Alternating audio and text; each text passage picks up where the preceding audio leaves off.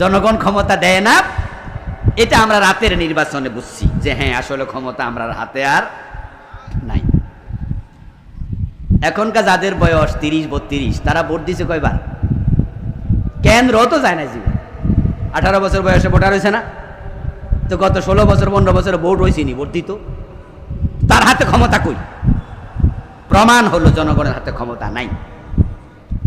5ই August সরকার যখন পলাইলো, পাবলিকে কয় নাই পলাইতে, আমি এটা বারবার শুরু থেকে বলেছি, এরা নিজেরা পলাইছে। তাহলে বোঝা গেল ক্ষমতা আসলে সিনায়া কে নিছে? পাবলিকে নেয় নাই, নিচে আল্লাহ। এজন্য আল্লাহ রাসূলকে আল্লাহ বলে, ও প্রিয় নবী, মদিনা হিজরত করতেছেন, ওখানে যদি সংসদে কোরআন নিয়ে ঢুকতে না পারেন, কোরআনের বিজয় তো হবে না। তাহলে ক্ষমতা আমার কাছে চান, ক্ষমতা দেয়ার মালিক কে? ওয়াজআললি মিন লাদুনকা সুলতানান নাসীরা। সুলতান রাষ্ট্রপ্রধানকে বলা হয়, সুলতানা রাজত্বকে বলা হয়। পৃথিবীর কিছু কিছু মুসলিম দেশে এখনো দেশের প্রধানকে সুলতান বলে, যেমন ওমানের রাজাকে তারা এখনো কি বলে? সুলতান বলে। যদিও বাংলাদেশে সুলতান মানুষের নাম আর কি, কিন্তু আসলে এটা একটা উপাধি, রাষ্ট্রপ্রধান। আমার রাসূল আল্লাহকে কয়, ওয়াজআললি মিন লাদুনকা সুলতানা, আপনি আমাকে রাজত্ব দেন, ক্ষমতা দেন। আমার রাসূল দোয়া করছে, ওই দোয়াটা কোরআনের আয়াত, আল্লাহর কোরআনে এটা আছে।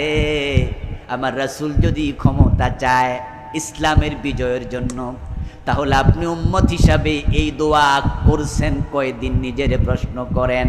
এখানে অনেক আল্লাহর বান্দা আছে ইসলাম বিজয়ের জন্য জীবনে একদিনও দোয়া করে নাই, বরং ইসলাম বিজয়ের ওয়াজ যে আমি করতেছি, উল্টা এইটারে রাজনীতি মনে করতেছি।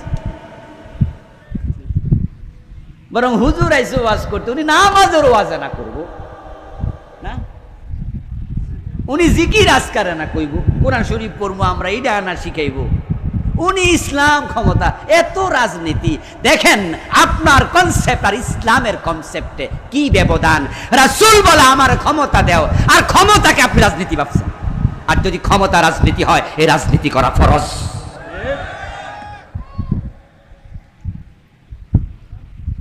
আল্লাহর নবী আল্লাহর কাছে দোয়া করলেন, দোয়া কবুল হয়েছে কিনা কথা বলেন?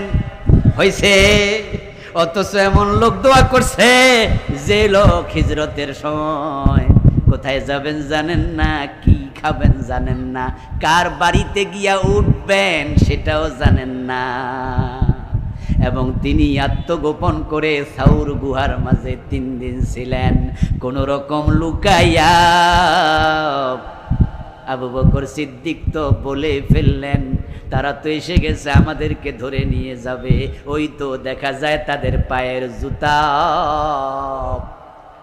আমার রাসূল তাকে সান্ত্বনা দিয়ে বললেন, লা তাহজান ইন্নাল্লাহা মানা।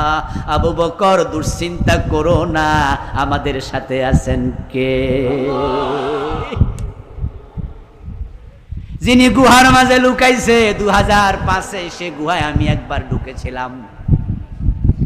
ও দোস্তরা, যারা ঢোকেন নাই তারা একটু শুনুন, ওই গুহাতে মাথা উঁচু করে বসার জায়গাটাও নেই।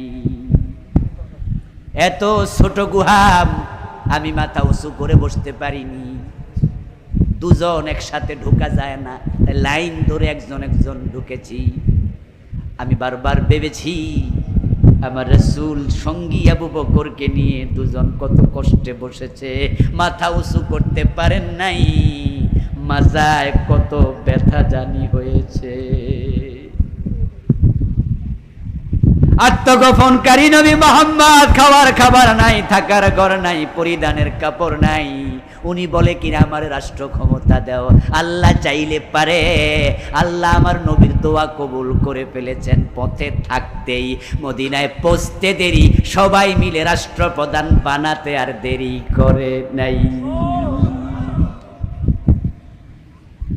আমার প্রিয় রাসূল সাল্লাল্লাহু আলাইহি ওয়াসাল্লাম মদিনার রাষ্ট্রপ্রধান হয়ে গেলেন। মদিনায় তিনি ঢুকলেন, সবাই তাকে বরণ করে নিল তলা আল বাদরু আলাইনা বলে। তারপর মদিনার সংসদে কোরআন ঢুকলো। কোরআন ঢোকার পরে এখন মদিনার সংসদে চোর ধরে হাত কাটার আইন পাশ হয়ে গেল, ডাকাতি বন্ধ হয়ে গেল, চুরি বন্ধ হয়ে গেল, মদপান বন্ধ হয়ে গেল। ইসলাম বিজয় হলো। আস্তে আস্তে করে এতটা স্প্রেড করলো, বিস্তৃত হলো, ওমরের জামানায় ইসলাম মধ্য দুনিয়ায় পৌঁছে গেল। আমার প্রিয় নবী সাল্লাল্লাহু আলাইহি ওয়াসাল্লামের লক্ষ্য উদ্দেশ্য দ্বীনের বিজয়। তিনি দ্বীনের বিজয় পরিপূর্ণ করে দিলেন। উনার ইন্তেকালের সময় এই কোরআনের একটা আইন ছিল না যেটা বাস্তবায়ন হয় নাই। আর সেই কোরআনের কোন আইনই বলা চলে বাংলাদেশে এখন নাই। ও দোস্তরা, রাসূলুল্লাহ সাল্লাল্লাহু আলাইহি সাল্লাম ইসলাম যখন বিজয় করে গেলেন, এখন সমাজটা 180 ডিগ্রি উল্টে গেল। আগে ছিল আইয়ামে জাহিলিয়া, এখন হয়ে গেল খায়রুল কুরুন। কোরআন যখন আসলো, ইসলাম যখন আসলো, ওই যুগ তামাম দুনিয়ার মানুষের কাছে পরিচিত আইয়ামে জাহিলিয়া, তথা অজ্ঞতার যুগ, বর্বরতার যুগ, তমসার যুগ, অন্ধকার যুগ। কিন্তু আমার রাসূল যখন ইসলাম প্রতিষ্ঠিত করলেন, কোরআন যখন বিজয় হয়ে গেল, আল্লাহর নবী আবার বলতেছে, ও উম্মতেরা খায়রুল কুরুনি কারনি। আমার যুগ এখন আর অন্ধকার যুগ নাই, আমার যুগ হচ্ছে পৃথিবীর সর্বশ্রেষ্ঠ যুগ। প্রিয় নবী প্রেসিডেন্ট হয়ে গেলেন, রাষ্ট্রপ্রধান হয়ে গেলেন। এবার আপনাদের কাছে জানতে চাইবো, বলুন যারা জানেন, রাসূল যখন 10 বছর মদিনা চালালেন, মন মতো না কোরআন মতো? মন মতো না কোরআন মতো? 53 বছরের বাংলাদেশ চলছে ব্রিটিশ আইন মতো না কোরআন মতো? ব্রিটিশরা আইন বানাইছে, ওরা কি মোমেন না মুশরিক? তো মুশরিকদের আইন মেনে আপনি মোমেন কই লোকেরা? আল্লাহর বক্তব্য তো উল্টা। আল্লাহর বক্তব্য হলো ওয়ামান লাম ইয়াহকুম বিমা আনজালাল্লাহ ফাউলাইকা হুমুল ফাসিকুন ওয়ামান লাম ইয়াহকুম বিমা আনজালাল্লাহ ফাউলাইকা হুমুজ জালিমুন ওয়ামান লাম ইয়াহকুম বিমা আনজালাল্লাহ ফাউলাইকা হুমুল কাফিরুন। যারা আমার নাজিল করা কোরআন দিয়া হুকুম ফয়সালা চালাবে না, ব্যক্তি রাষ্ট্র চালাবে না, সমাজ দেশ চালাবে না, তারা ফাসিক, তারা জালেম, তারা কাফের। এখন 53 বছরে কোরআন দিয়ে চলছে না হুকুম। সুতরাং এই বাংলাদেশের মানুষগুলো আমরা কেউ ফাসিক, কেউ জালেম, কেউ কাফের।